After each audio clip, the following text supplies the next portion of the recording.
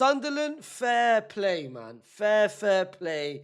They just showed not only the Premier League, but the whole of Europe, the whole of the world, the whole dunya, how you, one, attack against Arsenal, two, have a shot on target against Arsenal, three, score against Arsenal, four, have 2 goals against Arsenal, and 5, get a point against Arsenal.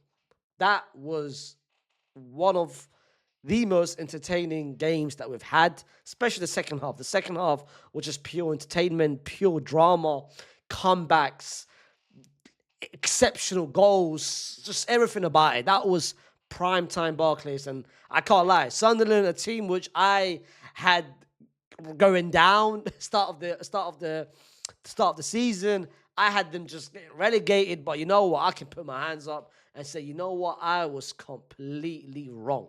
I was completely wrong. My bad. But listen, let's talk about the game itself. Let's talk about the first half, the second half, why it took Arsenal a bit longer to finally click and why they couldn't, of course, keep hold of the lead. Before we start, make sure you like the video, subscribe to the channel, and of course, comment your own thoughts, Arsenal fan, and of course, the rival fans, because the rival fans must be happy because the table as it is, at one point, it looked like it was done. At one point, it looked like Arsenal were 9 points ahead of City. Yes, I know they're playing tomorrow, but it looked like to be done. It was done. It was over, especially at 2-1 up. But before that, the first half wasn't as entertaining as it is. I think the first 30 minutes, from what I saw, beIN Sport, they put a stat.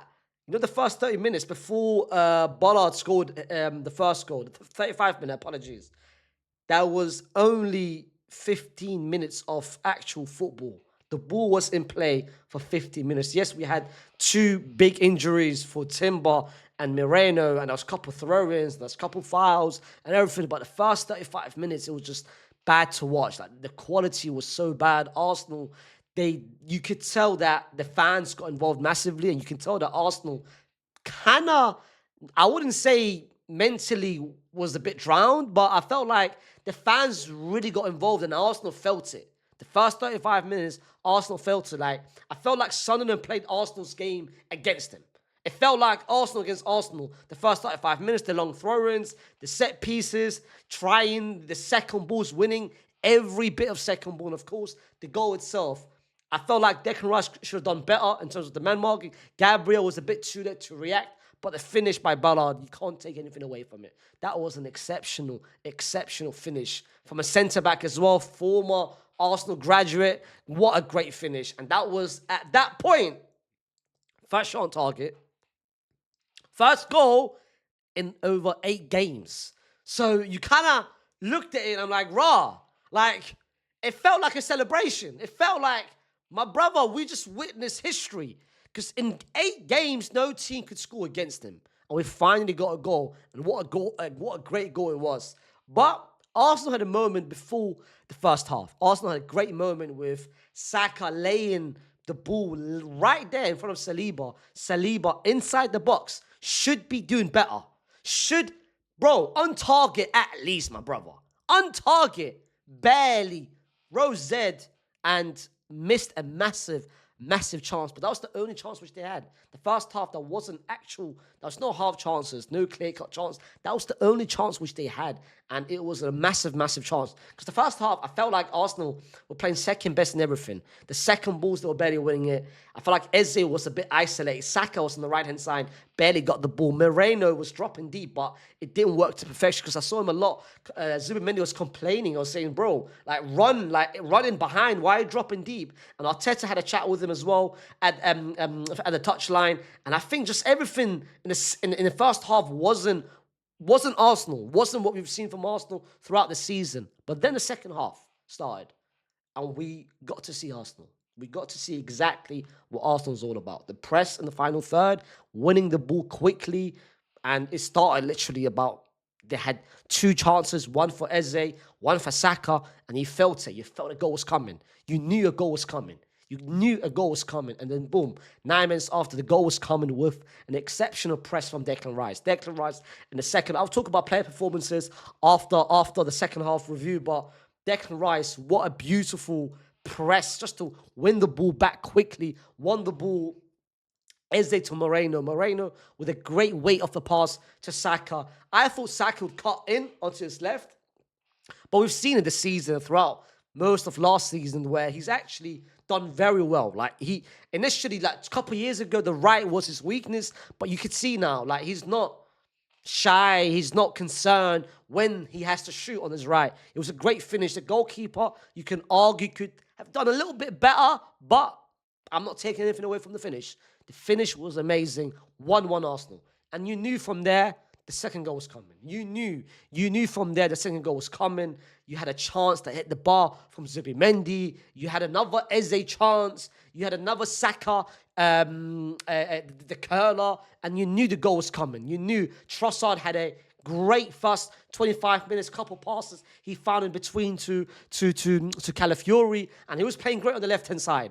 And then he got his chance. The ball, Zubimendi passes it to Trossard. Trossard was first isolated. There wasn't no one there. He had two defenders on him. Sorry, a defender on a midfielder. The left-hand side was on him. He was signaling to Calafiori, my brother, make the overlap run. Make the run. Drag the player with you. Instead, rather than dragging one player with him, he dragged two players with him. Now, that run from Calafiori, that's why it annoys me.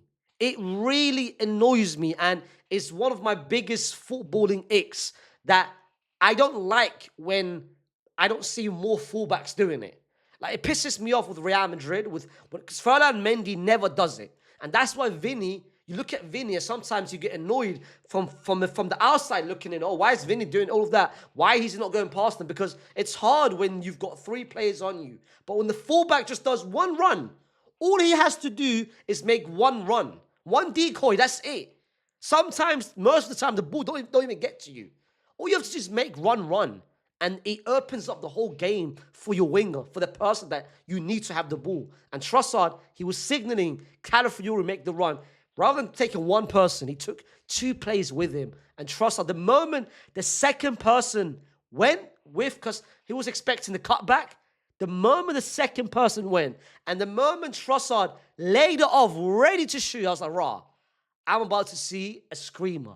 And what a screamer it was. Top corner. It reminded me very similar, not the finish itself, because the finish was right there on the left-hand side, like near post. It reminded me very similar to Alexis Sanchez, if you guys remember, against Villa. The second goal, third or second? I'm pretty sure the second goal. The FA Cup final where he was expecting the overlap and Nacho make the run. Of course, the finish, like Alexis Sanchez took more touches, but the idea was there behind it, and what a finish it was. And I thought from there, Arsenal will take it, Arsenal will just secure it, and from there, everyone thought, hey, listen, the league is done. 9 points now ahead, and Arsenal, you've seen it this season, they've been very good at keeping the lead. There's barely been a moment this season where you feel like, oh shit, the lead might slip away. Not like last season or the year before. Like, you felt very comfortable that that's it. The game is done at 2-1. They had one more chance to make it 3-1 to kill the game. But towards the end, I felt like they were being a lot sloppy. The left-hand side, and like Calafiori was a bit sloppy on the ball. Timber on the right-hand side was the same thing. There was a couple moments where they lost the duel easily. Like, I felt like Sunderland got onto them very easily. Unlike Arsenal, unlike Timber and Calafiori, what we've seen this season. And I felt like maybe a sub was needed. I'm gonna be real. Like, I look at it now, Arteta should have made the sub. Arteta should have maybe brought in Lewis Skelly, brought in maybe Hincapi, maybe brought in on the right-hand side as well. Like, Calafiori needs to be taken off. And even, personally speaking, even Timber. And you knew something was going to happen. You saw 7 minutes get out. I don't know why 7 minutes was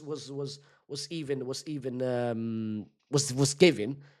I didn't feel like in the second half that was 7 minutes worthy minutes of extra delays. The goal itself doesn't count. It doesn't get counted towards if the celebration is too much. But the celebration was nothing. I didn't see any major injuries. I saw a bit time wasting, but 7 minutes was a lot of minutes. But that's fine. And then the man himself, the man that I think is Cheeks. I don't care if he scored today. For me, he will still be Cheeks. And he will always be Cheeks to me. Brubby came on. And the same way he did against Chelsea, we assisted the winner. This time around, great run, by the way. Gabriel should have done way better. Raya, before that, Raya made some amazing saves, and I'll get to it in terms of player performances, but that moment, I felt like Raya could have done a little bit better, but I'm not taking anything away from Robbie. 2-2, and I'm sure that goal must have annoyed, pissed off any Arsenal fan, because seeing Robbie score against you, well, I put it in the bag. Put the league title in the bag as well. How you letting that bum score against you? 2-2, and they had a chance. They had a chance towards the end. They had a chance. Callum Fury first with the header. Great save by the goalkeeper. And Mikel Moreno could have easily, rather than power, maybe curved it in a little side.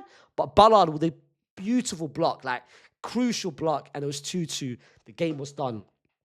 In terms of player performances, I felt like the first half, not a single Arsenal player impressed, in my personal opinion. I didn't feel there was any sort of standouts in the first half. But second half, I think everyone did their part. Declan Rice in the second half was amazing in terms of just all-rounded midfielder. Zubimendi being involved, a lot more advanced compared to the previous games where he was playing a little bit deeper. This time around, I saw Declan Rice at 1-1. I saw Declan Rice basically telling Zubimendi, yo, make the runs. You be the person. If the cross, the second balls, you try to win them. And he had about 2 attempts. He could have either scored.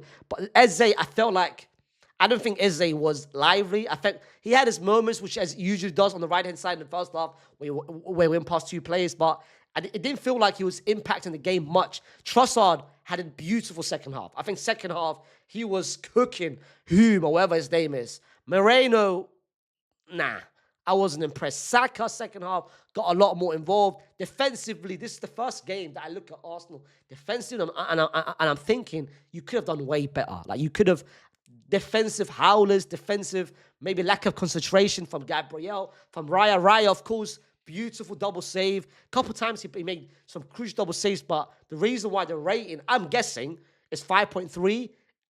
To be fair, 5.3 is a bit, like, I'm looking at it, is a bit, like, it's a bit harsh. This Donny made, in the second half, made some big saves. 5.3 is a bit harsh. For Sunderland, I'm going to be real. I'm impressed, man. I'm impressed, of course. You look at them now, bro, they third.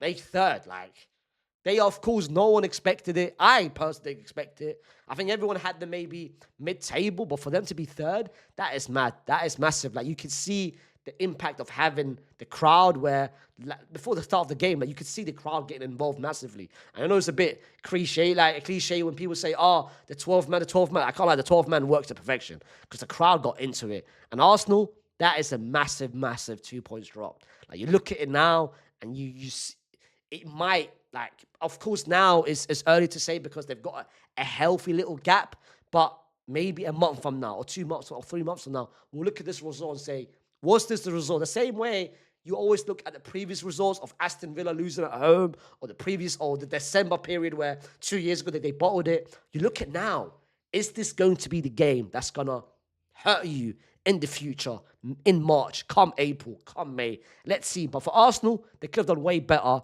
But I think this is a very deserved result for Sunderland because they should have got a point. Let me know what you guys think down in the comment section. Make sure you like the video, subscribe to the channel, and I'll see you tomorrow with another video. Peace.